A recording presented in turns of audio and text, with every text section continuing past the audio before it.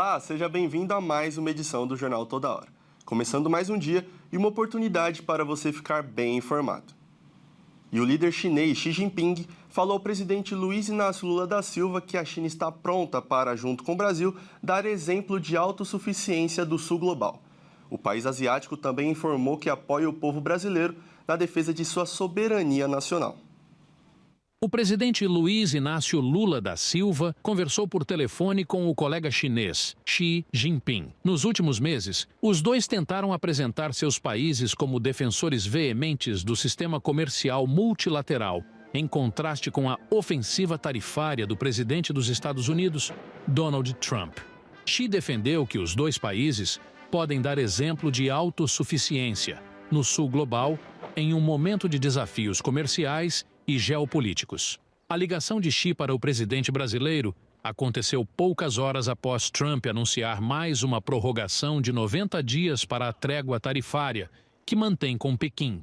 Também aconteceu após Lula informar na semana passada que pretendia conversar com os líderes da Índia e da China para estudar uma resposta coordenada às tarifas americanas. A agência estatal de notícias Xinhua apontou que Xi disse que as relações entre China e Brasil estão em seu melhor momento e destacou que todos os países devem se unir e se opor de maneira firme ao unilateralismo e ao protecionismo. A presidência brasileira disse em um comunicado que a conversa telefônica durou aproximadamente 1 hora, que os dois líderes discutiram vários temas, como a guerra na Ucrânia e a luta contra a mudança climática.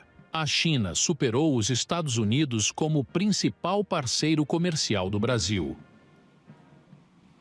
E uma operação do Ministério Público de São Paulo prendeu o dono e o fundador da rede Ultrafarma, Sidney Oliveira. Ele é acusado de um esquema de corrupção que pode chegar até R$1 bilhão. De acordo com a investigação, Sidney Oliveira faria parte de um esquema de corrupção envolvendo auditores fiscais do Departamento de Fiscalização da Secretaria Estadual da Fazenda. Ele foi preso na sua residência na cidade de Santa Isabel, em São Paulo. O auditor, identificado como Arthur Gomes da Silva Neto, é acusado de facilitar o caminho para o esquema de corrupção. De acordo com a polícia, a suspeita é que desde 2021, R$1 bilhão foram desviados em propinas. As companhias como a Ultrafarma contratavam uma empresa de fachada no nome da mãe de Arthur, que prestava serviços tributários.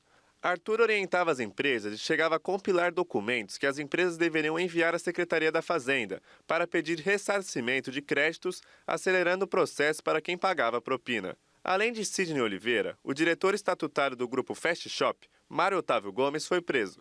Na residência dele, em Alphaville, foram encontrados 2 pacotes com esmeraldas, R$330 mil e $10 mil, o que equivale a mais de R$54 mil, além de 600 euros dentro de um cofre. E o Índice Nacional de Preços ao Consumidor Amplo, considerada a inflação oficial do país, apontou que os preços subiram em julho. Segundo o IBGE, em 12 meses a alta ficou abaixo da registrada no mês anterior. A inflação oficial, medida pelo IPCA, revelou uma alta nos preços de 0,26% em julho. O resultado representa uma pequena alta de 0,02 ponto percentual em relação à taxa de junho, que ficou em 0,24. A aceleração divulgada pelo IBGE foi puxada novamente pelo aumento das contas de luz, que inibiu a segunda queda seguida nos preços dos alimentos.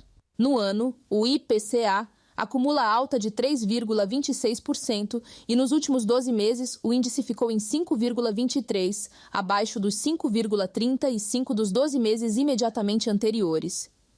Em julho de 2024, a variação havia sido de 0,38%. O grupo de habitação liderou a alta do índice medido pelo IBGE, com avanço de 0,91%, impulsionado pela elevação de 3,04% na energia elétrica residencial. Em julho, ainda vigorava a bandeira tarifária vermelha patamar 1, que acrescenta R$ 4,46 na conta de luz a cada 100 kWh consumidos. Por outro lado, o grupo Alimentação e Bebidas, de maior peso no índice, registrou queda média de preços de menos 0,27% em julho, marcando o segundo recuo seguido, já que em junho A variação havia sido de menos 0,18%. A exportação de ovos disparou no Brasil em julho. As vendas para o mercado externo registraram um crescimento de mais de 300% no mês passado.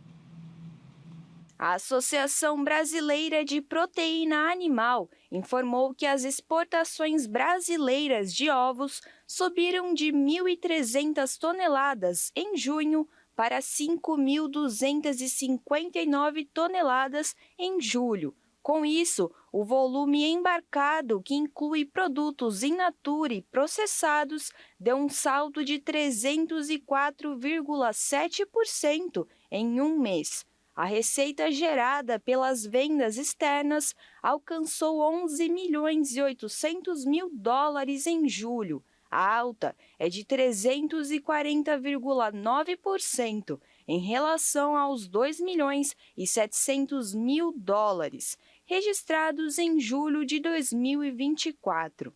No acumulado de janeiro a julho, o país exportou mais de 30.000 toneladas, um aumento de 207% em relação ao mesmo período do ano passado, que contabilizou 9.800 toneladas. A receita acumulada chegou a quase 70 milhões de dólares.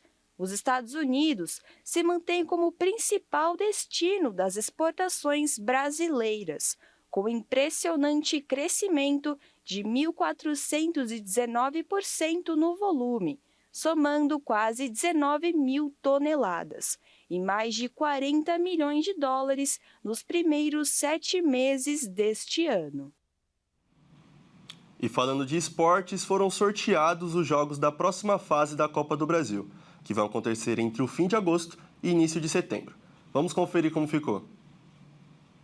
A CBF sorteou os confrontos das quartas de final da Copa do Brasil. Os jogos serão disputados nas semanas de 27 de agosto e 11 de setembro. Já nas quartas de final, teremos 2 clássicos: Cruzeiro e Atlético Mineiro e Vasco e Botafogo. Os outros 2 jogos são entre Corinthians e Atlético Paranaense e Fluminense e Bahia. O sorteio também definiu os mandos de campo e o chaveamento até a final. Cruzeiro, Corinthians, Botafogo e Fluminense vão fazer o segundo jogo em casa. Quem levar a melhor entre Raposa e Galo enfrenta Corinthians ou Atlético Paranaense na semifinal. Do outro lado da chave, o vencedor do Clássico Carioca pega Fluminense ou Bahia. Ou seja, a Copa do Brasil pode ter outro duelo entre cariocas antes da decisão. As semifinais estão marcadas para os dias 5 e 19 de outubro e os 2 jogos da grande final para os dias 2 e 9 de novembro. E esta edição do Jornal Toda Hora fica por aqui. Acompanhe nosso canal no YouTube, onde você pode conferir todos os nossos jornais e se manter muito bem informado. Nos encontraremos novamente às 2h50 com mais notícias. Até lá!